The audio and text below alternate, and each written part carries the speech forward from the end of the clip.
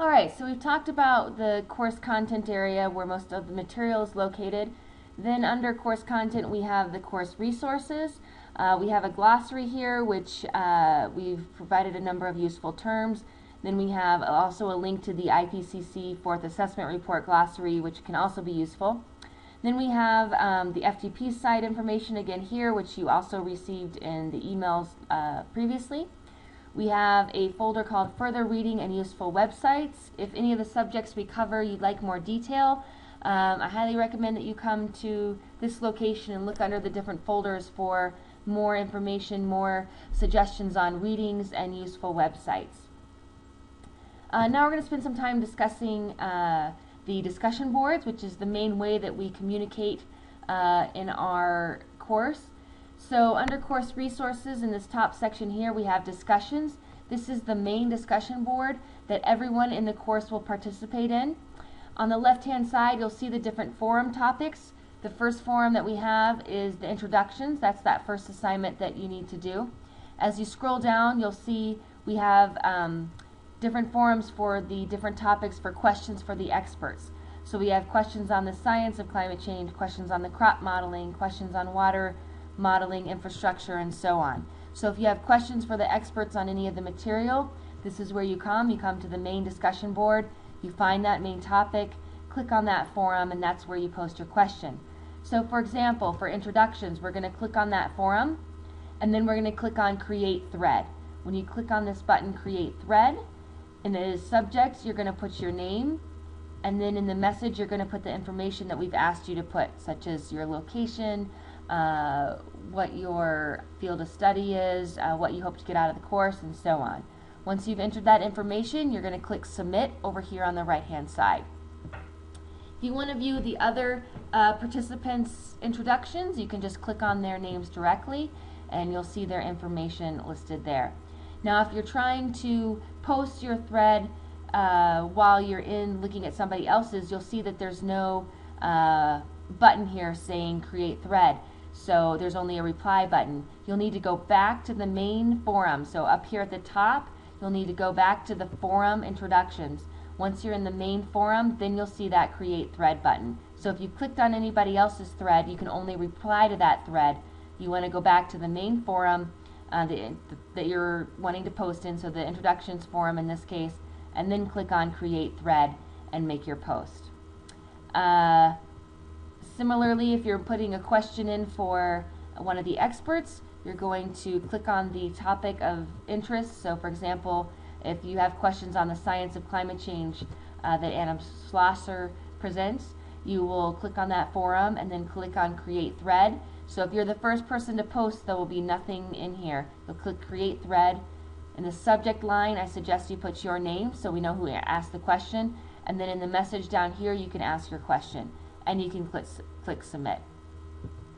You can also reply to anybody else's questions if you have information on it as well. So since we are such a large group, we've divided the group up into individual discussion groups. So down here you'll see My Groups, and only your group will show up. The example here is that I am a member of Discussion Group 4, West Africa. When I click on my group, I will then click on the Group Discussion Board. Similarly to the main discussion board, you'll see the forums over here. There's no need for you to ever create a new forum. All the forums have been created here based on the different topics. You'll see the top forum here is Discussion Group 4. This is a location where you can put anything in there that's not related to the topics below. Then the first discussion questions we have, or what you need to comment on, are the 5 key points and highlights of that first document, the synthesis report. So if you click on that forum, then again, you'll see the Create Thread button. You'll want to create your thread. In the subject line, you'll put your name here. And then in the message here, you'll type your response. So this is where you'll type the answers to the discussion questions that have been asked for that particular topic. And then you will click Submit. The other thing that you need to do is to comment on someone else's response in your group. So for example, this person made a comment. If you look at it, you click on it and you read it. As you scroll down, you'll see what they typed. This was just an example. It says your answers to discussion questions are here. then you just simply click reply. Once you click on the reply, then in the box you can say why you agree with them or disagree with what they've posted, or any other information that you have. If you run into any problems with the website, the CourseSites website, I suggest you click on this tab up here called Resources. That again will give you access to frequently asked questions on the CourseSites. Also, if you click here for support, they do have a wonderful support team. You can chat live with them if you're in the correct time that they're open. You can also submit a ticket, which is asking them a question to get back to you later.